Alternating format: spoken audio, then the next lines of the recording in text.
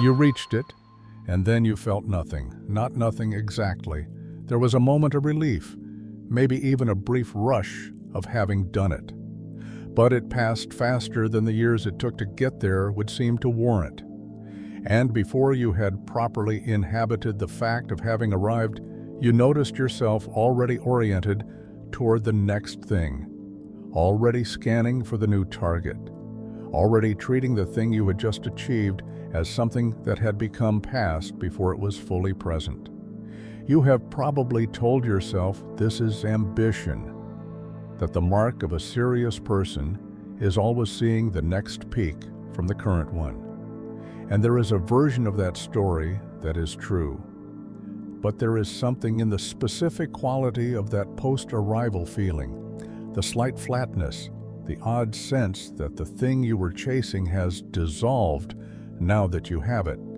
The way the relief did not deepen into satisfaction, but thinned into the familiar orientation toward what comes next, that the ambition story does not account for. Here is the behavior you have probably never had named precisely. You are not chasing the destination. You are chasing the feeling of being in meaningful motion towards a destination. And because these look identical from the outside, and because the language of ambition conflates them, you have never been required to distinguish between them. The mechanism that produces this has a name. Frankl identified it as existential vacuum, the specific hollowness that emerges when a life has been organized around goals as the source of meaning, rather than goals as the expression of meaning. When the goal is the meaning, its completion is a crisis, because completion removes the structure that was providing the meaning, and what is revealed underneath is not satisfaction. It is the life that was being postponed while the pursuit was underway. The promise here is not that you should stop pursuing things. The promise is more specific, that you will be able to see what the pursuit has been carrying for you that the destination never could, and to distinguish, for the first time, between the forward motion that was living. If this channel is where you come to think about what's actually happening beneath the surface, subscribe. This is that kind of work.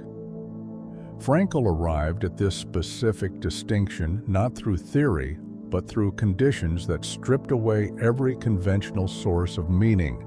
And what he found in that space was something most treatments of his work soften into comfort, and the forward motion that was avoidance of something that does not have a finish line.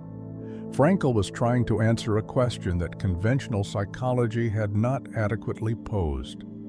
How did some people survive in the most literal sense, while others did not? Not despite identical external conditions, but within them. His answer was not courage, not any trait that could be cultivated in advance of needing it. His answer was meaning, but meaning in a very specific sense. Not as a feeling of general significance, not as the sense that life matters abstractly, but as an active orientation toward something that exists outside the self, something that makes a demand on you, something that the self is in service of, rather than something the self generates to make itself feel better. This is where most popularizations stop, at the observation that meaning sustains life. What they skip is the following step, which is considerably less comfortable. If meaning requires an object outside the self, and if goals are the primary structure most people use to create that orientation, then completing a goal is not the fulfillment of the meaning. It is the removal of the structure that was providing it. You do not arrive at meaning when you reach your goal. You arrive at the absence of the thing that was making the reaching feel meaningful. This has a precise implication that is worth sitting with. Most people, when they experience the post-arrival flatness, diagnose it as a problem with the specific goal they pursued. They chose the wrong one. They did not want it as much as they thought. They need to want something more aligned with who they actually are, and so they choose a new goal, more carefully this time, with more self-knowledge, more genuine connection to what they actually value. And the new goal works in the sense that it restores the sense of meaningful forward motion. And when it is achieved, the flatness returns. And the cycle continues, with each new goal selected with more care and insight, producing the same structural result. The problem is not the content of the goal. The problem is the role the goal is playing in the architecture of the life. Think about the version of your life you have been working toward, not as an abstraction, as a picture. The concrete image, the specific apartment, the specific professional position, the specific threshold of financial security, the specific relationship structure, the specific body. You have this picture. You may not have examined it recently, but it is there, the imagined life waiting on the other side of the current effort. Now ask what happens in the picture after the moment of arrival. Most people, when they look honestly at that image, find that it stops at the crossing. The picture is a still frame at the moment of having got there. It is not a picture of a life being lived. It is a picture of a threshold crossed. And the threshold is all the picture contains, because the picture was never really about the life on the other side. It was about the pursuit, about the sensing sense of being in meaningful forward motion, about the identity of someone who has a destination. The destination was the frame that made the pursuit feel like something, not the content, the frame. Notice what this means for the life inside the picture, the apartment, the relationship, the professional position. These are not actually present in the image as things being lived in. They are present as trophies, as evidence of having arrived, as the confirmation that the pursuit was worth pursuing, which means the life the picture promises is a life that cannot begin at the arrival because it was never a picture of a life. It was a picture of the moment after a conquest. The life on the other side of the picture does not exist in the picture, and this is not because you failed to imagine it richly enough. It is because the function of the picture is to motivate the pursuit, and the pursuit requires a destination, and the destination must seem worth pursuing, which means it must appear as something you do not yet have and deeply want. A life already being lived does not function as a destination. So the picture shows the threshold, not the living. Frankl's most precise formulation of this is the one least often quoted. He wrote that success, like happiness, cannot be pursued directly. It must ensue. It is the byproduct of something else, dedication to a cause larger than the self or the love of another person. When pursued directly, when the goal is the thing the life is organized around, what arrives at completion is not the satisfaction that was imagined. It is the void that the pursuit was filling. The void was always there. The pursuit was not building toward something. The pursuit was covering something. And the covering was so effective and the activity so genuinely involving that most people do not notice what is underneath until the covering is removed by the very success they were working toward. This is where the insight becomes most uncomfortable. It is not that you have been pursuing the wrong goals. It is not that better goals, more values aligned, more intrinsically motivated, more carefully chosen, would solve this. It is that goal pursuit itself, as a primary mode of relating to your own life, has been functioning as a way of not being present for the life that exists between the milestones. And the life between the milestones is the only life that actually exists. The milestones are real, but they are brief. What is long is the living that surrounds them. William James had a precise account of how this becomes structural rather than incidental. He understood the self not as a unified entity with stable contents, but as a construction, assembled from habits, social reflection, and the stories told about what one is doing and why. The self constructed around pursuit is a particular kind of construction, one whose coherence depends on there always being a next thing. Its identity is the identity of someone on the way to something. Remove the something, and the coherence wavers. The self loses its organizing principle. This is why the post-achievement flatness is not depression in the clinical sense, though it can tip into that. It is closer to structural disorientation. The scaffolding that the self was built around has been removed by the act of succeeding, and the self, now standing in the completed space, does not know quite what to do with itself, because it was never a self designed for arrival. It was a self designed for the approach. The response is almost automatic. Find a new goal, rebuild the scaffolding, restore the coherence of being on the way to. And this works in the same way that a drug addressing a withdrawal symptom works, which is to say, it addresses the symptom by reinstating the dependency. What James also understood is that this self is not static. It changes through the habits it maintains. The self that has practiced the achievement cycle for years has become more efficient at it, not less. It begins the scanning for the next target earlier after each completion. The interval between arriving and beginning to orient toward the next thing shortens.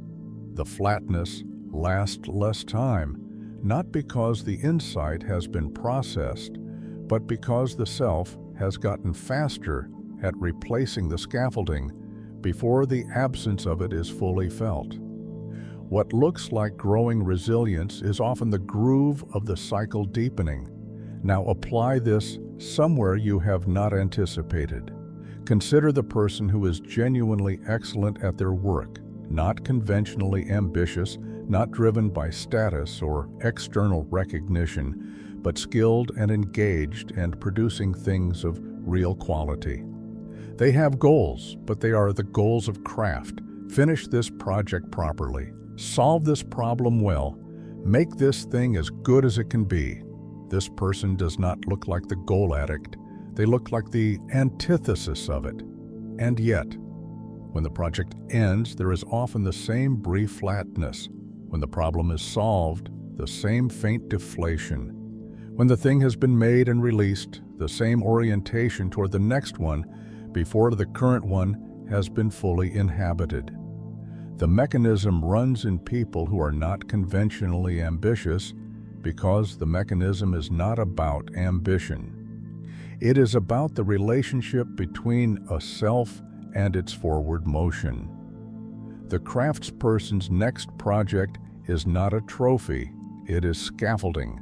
It is what allows the self to remain coherent between the moment of completion and the moment of having something to work toward again. The gap between finishing one thing and beginning the next is where the life that was postponed would have to live.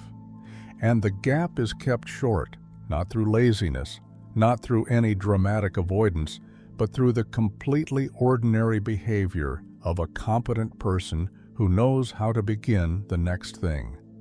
What this means is that the mechanism is not accessible through the usual entry point of examining your ambitions. The person who examines their ambitions and concludes they are not driven by status or ego or external validation has closed off the examination prematurely. The question is not, what you want the goal to say about you. The question is what the existence of a goal is doing for you, what it is providing that the completion removes. Because whatever that thing is, the goal is not actually delivering it. The goal is providing the conditions under which the forward motion feeling is possible. And the forward motion feeling is the drug. The goal itself is almost incidental. Nietzsche saw something in this that Frankl does not quite name, and the two observations are worth holding together. Frankl's existential vacuum is the hollowness of a life organized around goals rather than meaning. But Nietzsche would have pressed further. What is the specific felt quality of being in pursuit as opposed to having arrived? His concept of will to power, misread in almost every treatment of it, was not about domination. It was about the experience of one's own capacity expanding, of being in the process of becoming something as opposed to being something already. The self in pursuit is a self that is growing toward something. The self that has arrived is a self that is, for a moment, simply what it is. And what it is may feel considerably less alive than what it was becoming. This is why arrival is always slightly disappointing, even when the destination is everything you hoped. The destination delivers what it promised: the apartment, the recognition, the body, the relationship. What it cannot deliver is the expansion feeling. What it cannot deliver is the sense of being in the process of becoming, because that process ends at arrival. You now are the thing you were becoming, and being the thing is structurally different from becoming it. Less alive, less charged, less organized around something that is not yet here. This is the specific texture of the post-arrival flatness that most descriptions miss. It is not disappointment that the thing was not what you hoped. Often the thing is exactly what you hoped. It is the loss of the becoming quality. The loss of the sense of expansion that attaches to the state of approaching. You were not disappointed by the destination. You were disappointed to find that you had stopped moving toward one. Marcus Aurelius, writing to himself in private, in circumstances that gave him no shortage of achievement to contemplate, returned repeatedly to a question about what he was actually doing and why. Not the public version, the private one. He had a practice he called the examination of his ruling faculty, the part of himself that was actually directing his choices. He asked whether it was genuinely oriented towards something real or performing the orientation, going through the motions of meaningful pursuit, not because the work was meaningful, but because the work provided the structure of meaningfulness. From the outside, genuine engagement and performed engagement look identical. From the inside, the Stoic argument goes, they feel different, but only if you are paying a specific kind of attention that most people do not pay themselves in the middle of achieving things. Because the middle of achieving things is precisely when the examination feels least necessary. The progress feels like evidence of meaning. The busyness feels like proof of aliveness. The pursuit itself feels like confirmation that you are living the right kind of life.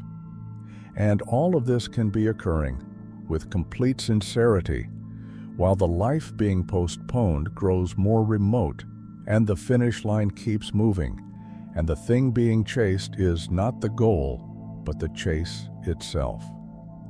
Marcus was particularly attentive to the difference between action taken in service of something real and action taken in service of the feeling of having a purpose.